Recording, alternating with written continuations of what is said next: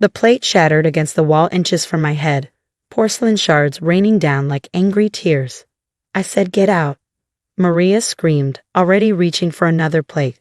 "Anthony runs things now. We don't need you anymore." I stood my ground, watching my stepmother's face contort with rage. Behind her, my stepbrother Anthony smirked, already wearing the chef's coat that had belonged to my father. It had been his pride and joy for 30 years. Now it hung loose on Anthony's shoulders, the name Marco's stitched in faded gold thread across the pocket. "My name is Isabella Romano, and until 2 months ago, I was the sous chef at Marco's, the Italian restaurant my father had built from nothing. I'd spent 15 years in that kitchen, starting as a dishwasher at 13, learning every recipe, every technique, every secret that made our food special. But now Dad was gone, and with him, everything I'd worked for. "You can't do this," I said, keeping my voice steady despite the anger burning in my chest. "Dad wanted me to run the restaurant. Everyone knows that." Maria laughed, the sound sharp and cruel. "Everyone knows. Where's the proof? The will leaves everything to me, and I say Anthony's in charge now. You're just the help, and you're fired." I looked past her to Anthony, who was leaning against the prep station like he owned it.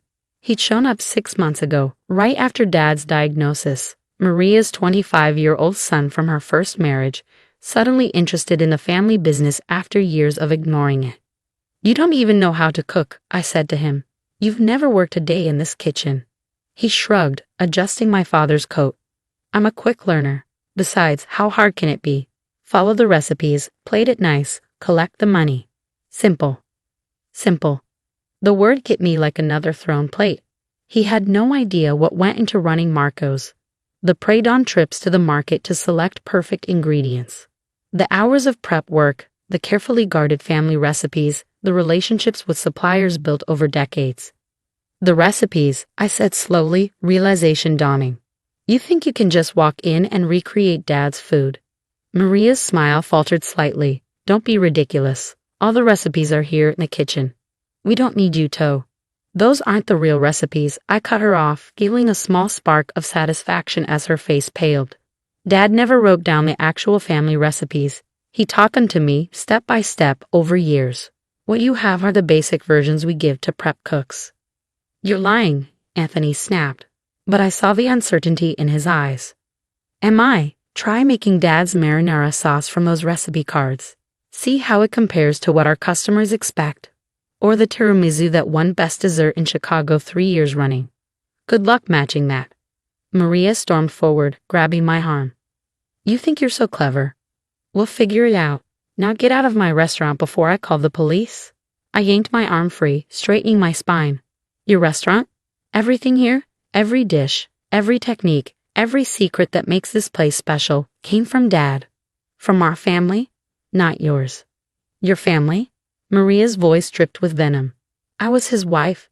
You're just his daughter from his first marriage. I have the papers, the will, everything. You have nothing." The words stung, but I refused to let them see me cry. Instead, I reached into my pocket and pulled out my father's lucky coin, the 1943 steel penny he carried every day since opening the restaurant. "Dad gave me this the night before he died," I said quietly. "Told me to keep it safe, that I'd know when to use it. I didn't understand then, but I do now." Maria's eyes fixed on the coin. "That belongs to the restaurant. Give it here." I closed my fingers around it, backing toward the door. "You have the restaurant, Maria, but Dad left me something more valuable than property or papers. When you figure out what that is, you'll know where to find me." I walked out of Marco's for the last time, ignoring Maria's shouts behind me. The late afternoon sun painted the Chicago streets gold, the same color as the thread on my father's chef's coat. Tears finally came as I reached my car, but I wiped them away quickly. Dad had taught me more than recipes. He taught me patience, persistence, and planning. Most importantly, he taught me that sometimes you have to lose everything to come back stronger. I started the engine, watching Anthony and Maria argue through the restaurant's front window.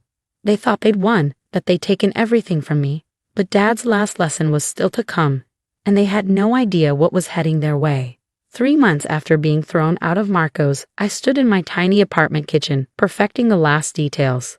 The marinara sauce simmered on the stove, its aroma bringing back memories of countless mornings beside my father, learning the exact moment to add each ingredient. My phone buzzed. A text from Nina, my best friend who'd been a waitress at Marco's for a decade before Maria fired her too. It's bad, Bella. Really bad. They lost the Rossini wedding booking. I wasn't surprised. The Rossini family had been loyal customers for 20 years, celebrating every milestone at Marco's. But according to Nana's regular updates, the restaurant was hemorrhaging longtime patrons. Anthony's simplified versions of Dad's recipes weren't fooling anyone. Another text, Maria's desperate. She's trying to hire her way out of it. Third chef this month. I smiled, stirring the sauce. Let them scramble. The timing was perfect. The coin Dad gave me, his lucky steel penny, sat on my counter beside a worn leather notebook. I'd found it the day after his funeral, hidden in his old recipe box where he told me to look.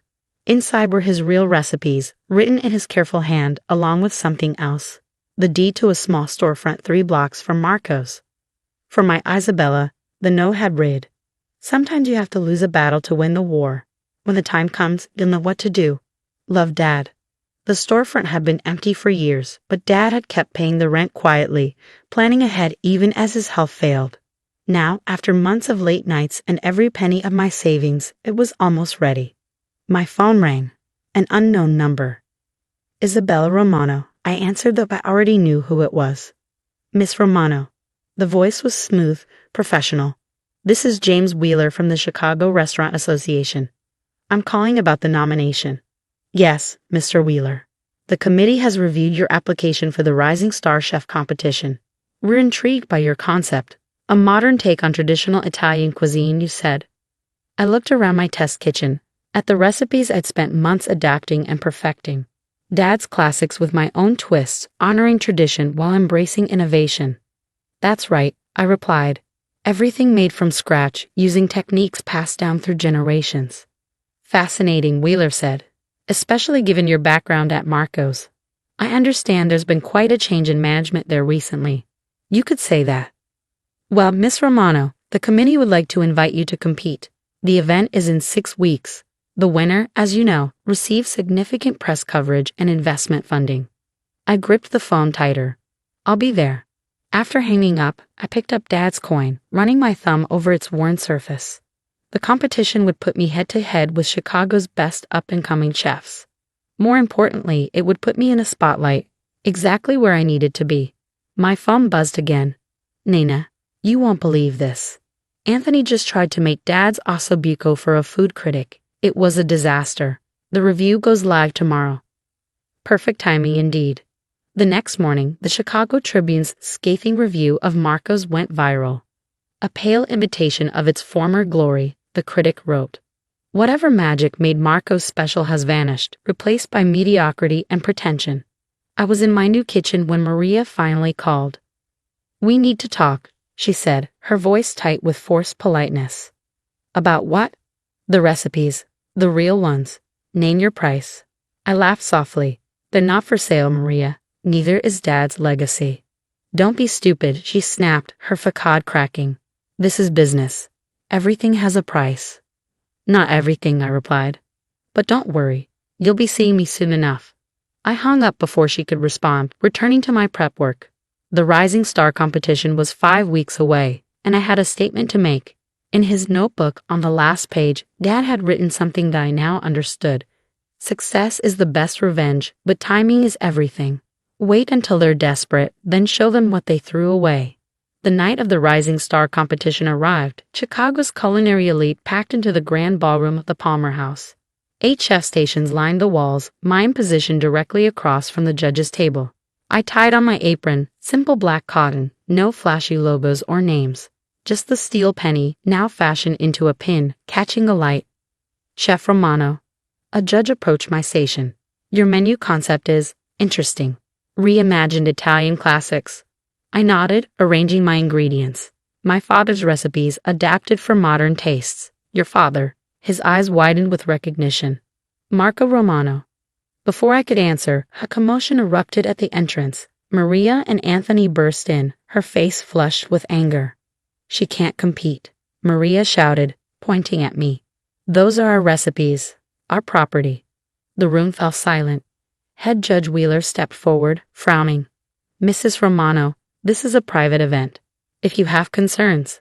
I have proof, Maria interrupted, waving a folder. Documents showing I own all rights to Marco's recipes and techniques. I continued prepping, letting her make a scene.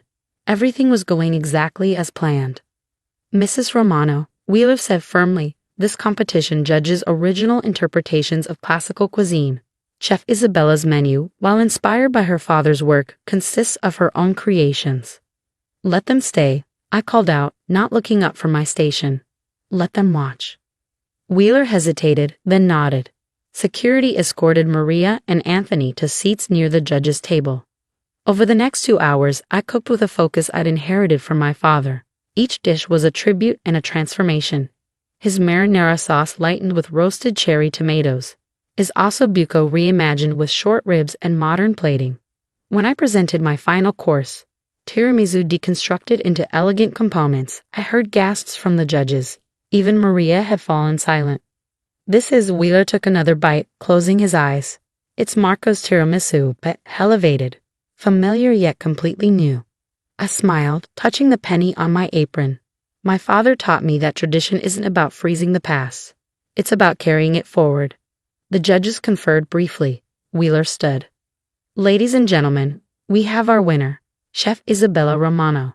The applause was thunderous. As cameras flashed, I saw Maria and Anthony slip toward the exit. But I wasn't done. Thank you, I said into the microphone. 3 months ago, I lost my place in my father's kitchen. But he left me something more valuable than a restaurant. He left me his knowledge, his techniques, and his dream of evolution. I turned to face the crowd. That's why I'm proud to announce the opening of Nuevo Marcos. Not a replacement for the original, but a continuation of his legacy. A place where tradition meets innovation, where the past guides us into the future. The room erupted again. Restaurant critics mobbed me with questions about the opening date. Investors pressed cards into my hands. Later that night, alone in my new restaurant space, I raised a glass to Dad's photo. You planned this all along, didn't you? I whispered. Knew they'd push me out, knew I'd need to make my own way. The next morning, Nina sent one final update. Maria had listed Marco's for sale. Without the real recipes, without the soul that Dad had infused into every dish, they couldn't keep it alive. 6 months later, Nuevo Marcos opened to rave reviews. The line stretched around the block, old customers mixing with new fans. The steel penny hung above the door, watching over a packed dining room where tradition and innovation danced on every plate. Maria and Anthony disappeared from Chicago's restaurant scene. Last I heard, they'd moved to Florida to try their luck there. But their failure wasn't my victory, my success was. Dad's notebook sits in my office now, its pages annotated with my own notes and adaptations. Sometimes late at night, I imagine him watching me in the kitchen, smiling as I teach my own staff the proper way to make marinara sauce. Not exactly the way he taught me, but close enough that his legacy lives on. And in the end, that's what he wanted all along, not for me to preserve the past, but to carry it forward into the future. Every night before service, I touch the steel penny above the door and whisper, Grazie, Papa. Thank you for teaching me that the greatest revenge isn't destroying what others build, it's building something better of your own. That's a lesson worth more than any